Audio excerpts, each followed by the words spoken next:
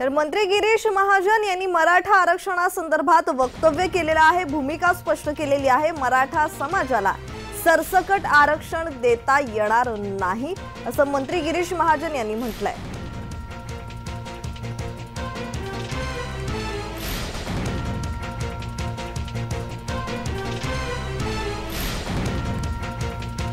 नाही, मी आधी तेच सांगितलं की असं आम्हाला जे आरक्षण द्यायचं आहे ते टिकणार द्यायचंय, कायमस्वरूपी टिकणार द्यायचंय।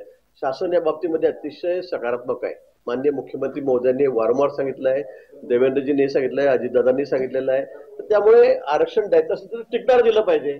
आता सरसकट आरक्षण कोणत्या नियमात देणार असा कुठला नियमच नाही। मी वारंवार ते सांगतोय, मी जरांगे पण तेच सांगितलं बाबा असं कुठेही सरसकट देण्याचा नियम किंवा कायदा असा कुठे नाहीये। असं जर आपण केलं तर ते कोर्टामध्ये तात्काळ फेटाळलं जाईल। मुख्यमंत्र्यांनी खरं बोलावं आणि प्रामाणिकपणा दाखवावा।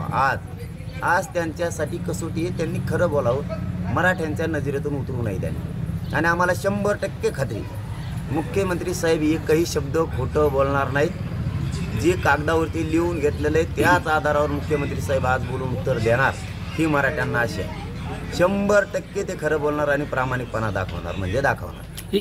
कारण कागदावर जे लिहिलंय ते त्यांच्या तज्ञांनी लिहिलंय, आम्ही नाही।